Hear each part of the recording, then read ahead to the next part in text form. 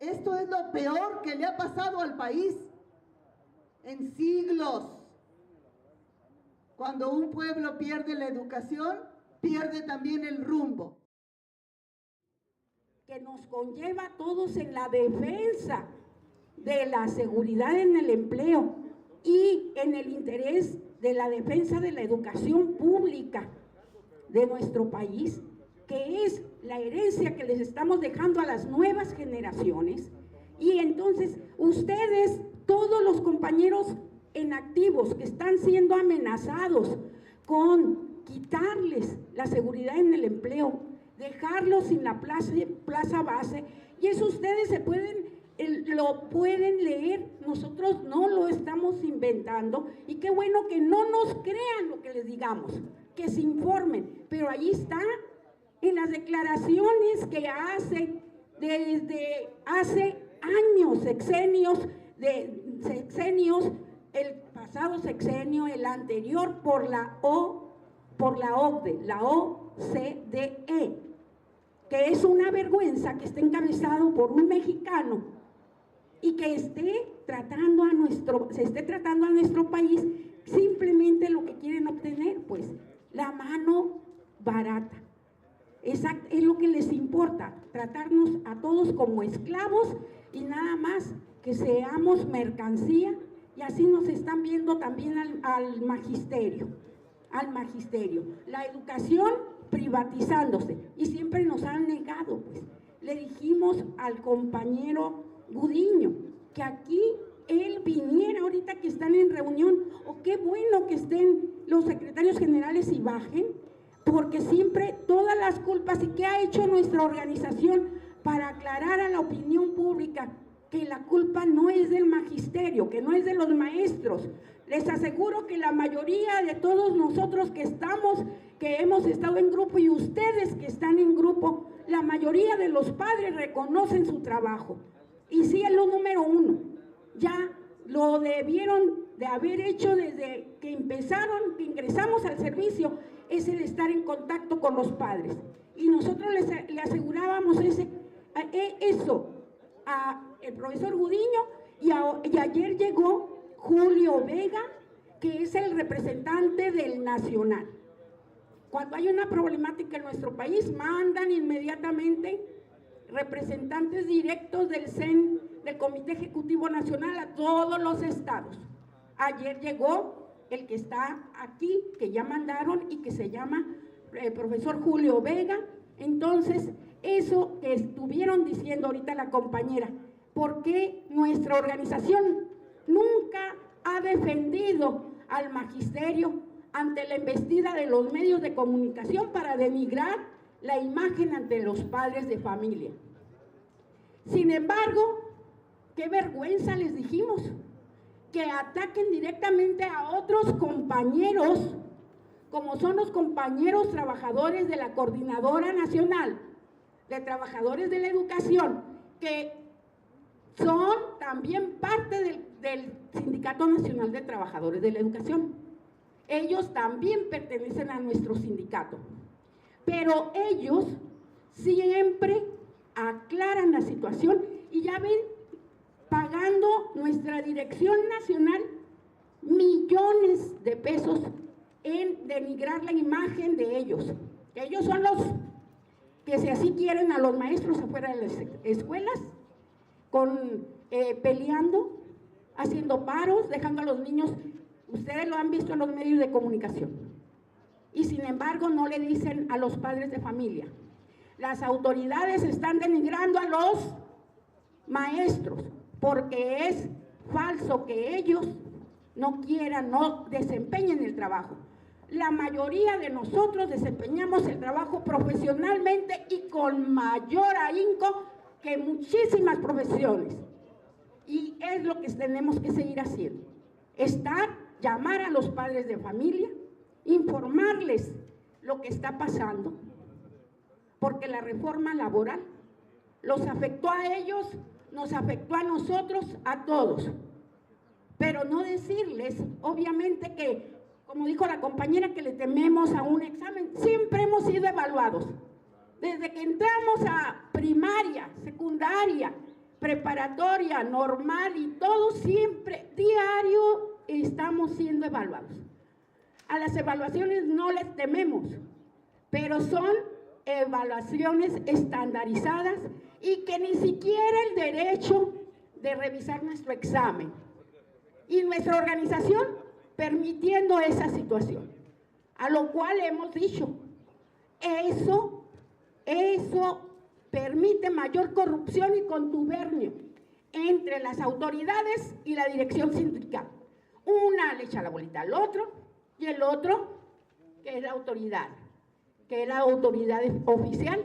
Entonces, con las amenazas que tenemos de que nos quedemos sin empleo, que se queden las nuevas, ustedes, sin empleo, porque muchos de los que estamos apoyando, el que ustedes sepan, muchos, yo tengo 3 años de jubilado, 3 años de jubilado, y aquí tenemos a compañeros que ya tienen más de los 3 años. Entonces es muy importante, unan a los padres de familia a la situación y decirles que es la educación pública la que está siendo amenazada en nuestro país y que lo vean ellos, que los están engañando, porque ahorita el gobierno dice ya no hay cuotas escolares, pero allí está lo escrito y léanselos a los papás, donde dice que ellos, junto con el director de la escuela, van a tener la obligación de buscar todo lo que conlleva el funcionamiento del plantel para que siga funcionando. Todas esas situaciones, entonces, les va a costar a ellos y obviamente que quieren el sistema, lo que quiere el gobierno es la regresión a los tiempos del porfiriato, que los que tenían para pagar la educación iban a la escuela. Y todavía sabemos que hay partes en nuestro país que se da esa situación. No todos acceden a la escuela. Hay partes en la sierra donde está la situación difícil. Porque esta situación de ir haciendo que no nos desboquemos con acciones contundentes, que vayamos paso a paso. Ustedes tienen la palabra si así lo quieren. Entonces, ya saben, ustedes lo escucharon en voz de el Bester Gordillo, que dijo que todo se iba a hacer desde estando en el trabajo, con distintas actividades, y así lo está planteando aquí también la dirección de nuestra sección, con actividades deportivas donde se involucren a los padres de familia, culturales, sociales, pero no fuera de los salones, únicamente sábado y domingo. Y eso, compañeros, ya le dijimos, convoca el primer sábado y domingo, pero ya convoca, porque ya están la implementación de la reforma laboral y nada más es de que salga en el diario oficial que ya entra en vigor la reforma educativa. Pero si todos luchamos juntos y en la misma dirección, por supuesto que hay experiencias de lucha en otros países. Ahí está Chile, ahí está Argentina, ahí está Ecuador. Pero el profesor está con una carga de trabajo infame, no le podemos decir de otra manera, que yo los veo como robotitos ahora en las escuelas. Curso tras curso, diplomado tras diplomado, actividades, informes. Y eso ocasiona que ustedes tengan un descanso y no tengan tiempo ni de respirar, ni de ver un periódico, y a espaldas de ustedes, la cúpula magisterial, la cúpula, el Bester Gordillo, las dirigencias, están controlando desde allá. Los que venden plazas no son ustedes, los venden acá. La que hace arreglos con Peña Nieto no son ustedes ni somos nosotros, es el Bester Gordillo. Y para vender una plaza se requiere de eso. Para cambiar leyes también. ¿Quiénes están organizados, compañeros? ¿Quiénes? Está organizado el G8, que es la cúpula de cúpulas de los que gobiernan de todo el mundo y que además dictan las políticas económicas y financieras. Está organizado el G20, las potencias mundiales que se reúnen cada vez para ver qué estrategia utilizan para explotar más a los trabajadores. Está organizado el narcotráfico para que no les estorben y entonces compran a las autoridades. Muy organizados están. ¿Quiénes no estamos organizados? Nosotros. Y todavía dudamos de que tengamos que participar. Los amparos contra la reforma laboral.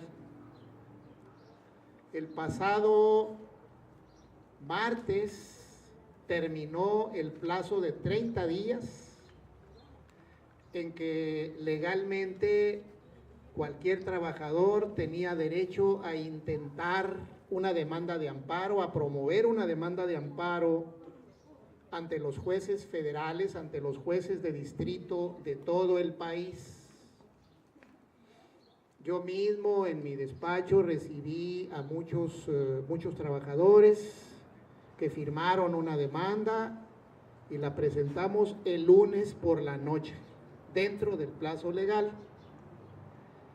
Y bueno, es una demanda donde le estamos diciendo a los jueces de distrito algo que saben millones de mexicanos, que la reforma laboral es violatoria de los derechos humanos de los trabajadores, de todos los trabajadores de este país, de toda persona que vive de su trabajo. Es una reforma abusiva, es una reforma que viola los derechos de los trabajadores, derechos reconocidos por la Constitución de este país y reconocidos también por múltiples tratados internacionales de los que México es parte. Es una reforma abusiva aprobada por los senadores y los diputados y publicada por Felipe Calderón el último día de su gobierno, el 30 de noviembre del año pasado.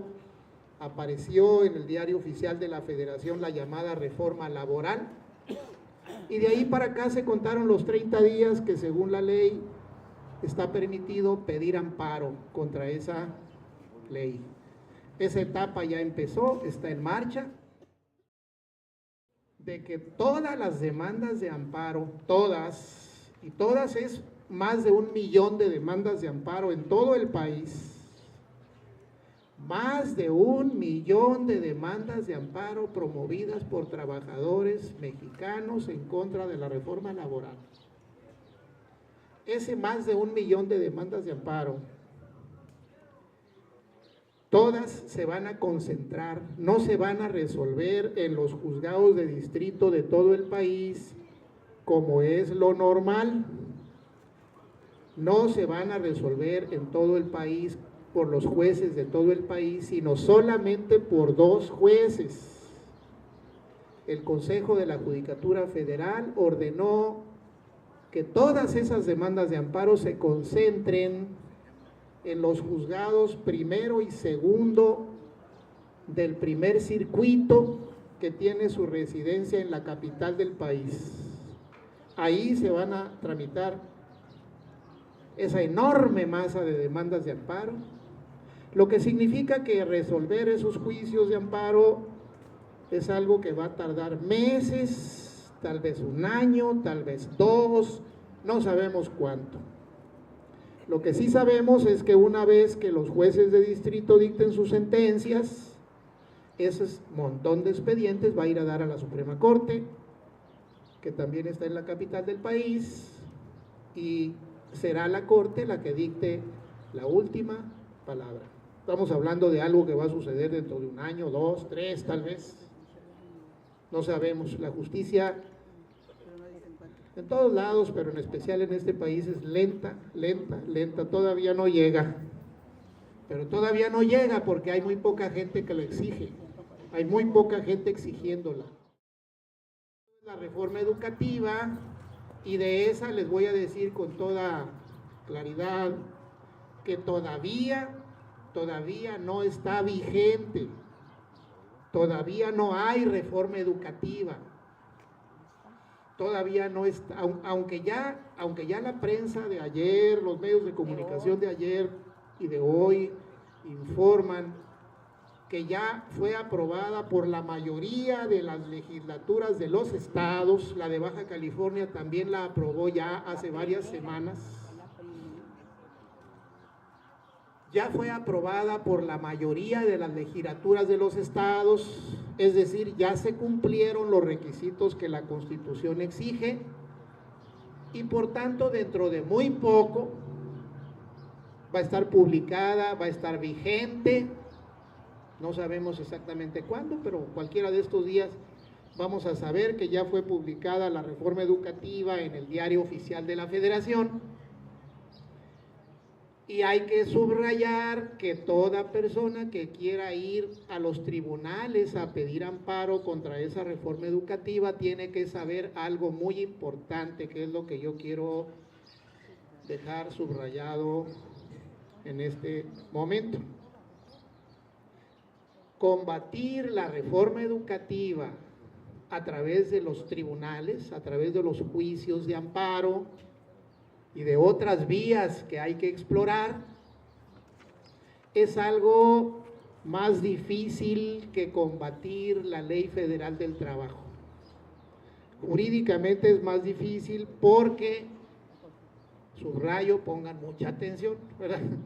Subrayo, no es una reforma a una ley, sino es una reforma a la Constitución. Se está reformando el artículo 3º de la Constitución. Y en este país hay muy poca experiencia, casi nadie tiene experiencia, ni los abogados, ni los jueces, ni los ministros de la Suprema Corte, nadie, casi nadie tiene experiencia en promover, en que la gente pida amparo contra resoluciones, contra disposiciones de la propia Constitución. Pero esto sí es posible. Esto sí es posible. Sí es posible, especialmente porque hace año y medio hubo una reforma a la propia Constitución que abrió las puertas a la posibilidad de que la gente pida amparo por violación a derechos humanos, cuando la violación proviene de una reforma constitucional. Va a ser más compleja, va a ser más difícil, pero está abierta esa posibilidad. Por favor, si ustedes escuchan por ahí que no se puede porque es una reforma de la Constitución, con toda certeza afirmen que eso es erróneo. Sí es posible pedir amparo contra la reforma constitucional que está por publicarse. Eso va a abrir una etapa nueva en la lucha jurídica ante los tribunales mexicanos, porque hay muy poca experiencia en amparos contra la propia reforma, contra una reforma constitucional. Hay muy pocos ejemplos en los 200 años que tiene de existencia este país, hay muy pocos ejemplos de casos como este. Pero subrayo, todavía no empiezan a correr los 30 días, se van a contar, el primero de esos 30 días va a ser el día que entre en vigor. ¿Y va a entrar en vigor cuándo? Pues cuando se publique, ahí dice en los transitorios, esta reforma entrará en vigor tal día. Ah, bueno, ese es el día número 1 de los 30 hábiles, de los 30 días hábiles. No se cuentan sábados, domingos, no se cuentan los días festivos, no se cuentan los días que están cerrados los tribunales de amparo. Digamos que en promedio son como 45 días naturales a partir de que entre en vigor. Ya lo dijeron allá en la sección 37 el otro día y lo declararon. Se venden las plazas, se venden las plazas, se venden los interinatos y les cobran los interinatos a los maestros. Así que todas esas corrupciones no las hace usted, profesora, que esté en su grupo trabajando. ni las hace el compañero que está en los centros escolares haciendo su trabajo, y con gusto además. Salga, profesora Argelia, y tome usted la dirección de este movimiento para luchar contra la ley del ISSSTE. Y pues la profesora Argelia no apareció por ningún lado, ni siquiera se asomó por la ventana. Así que le hemos dicho ahora al secretario general, si el sindicato no toma en cuenta las opiniones de la base, de la gente, de las escuelas, de los que están frente al grupo, va a ser rebasado. No puede ser de otra manera. Si no interpretan, si no preguntan, si no están con la base, van a ser rebasados como en el 2007. Los maestros se organizaron por sí mismos, se reunieron, hicieron una reunión estatal. En todo el estado se reunían compañeros maestros y decidían las acciones. Y la lucha contra la ley del ISSSTE en Baja California fue ejemplar, al grado de que 20,000 maestros nos reunimos en Tijuana, por ahí en La Garita, y esto fue consignado por todos los medios de comunicación. No fuimos dirigidos por nuestros empleados, nuestros supuestos líderes sindicales, que prefirieron seguir los lineamientos de la señora Elbester Gordillo y señalar que la ley del ISSSTE era buena para nosotros los trabajadores. En la medida, como nos dijeron en la Suprema Corte de Justicia, cuando fuimos en 2007 a desconocer a Gordillo precisamente, un 25 de agosto, y el señor Mayagoitia, que era Ortiz Mayagoitia, que era el presidente de la Suprema Corte de Justicia en aquel entonces, dijo, sí se puede abrogar la ley del ISSSTE, solamente que tienen que ser dos factores muy importantes. La lucha jurídica es una, los amparos es una parte, pero lo que más impacto hará es la movilización social. Esa es la presión social, es lo que a ningún gobierno le gusta, y ese es el camino, ese es el método. Con la ley del ISSSTE salimos a la calle en cientos de miles en todo el país, y se consiguió que se abrogaran, que se derogaran o que no se reconocieran 6 artículos de la ley. Uno de ellos decía que si no se reunía la suficiente cantidad con las AFORES, que al fin se ganó que no se fuera las AFORES, que no se creara la AFORE número 21, y se respetara el 10º transitorio, eso se consiguió con esas movilizaciones. Ese trabajo pasa desapercibido porque con los aliados que tiene el poder, que son Televisa, TV Azteca, todos los medios de comunicación al servicio del poderoso, que le interesa que la gente siga enajenada con las telenovelas lacrimógenas, con los programas obscenos, y esos son los que están realmente educando al país. ¿Y el trabajo nuestro dónde quedó?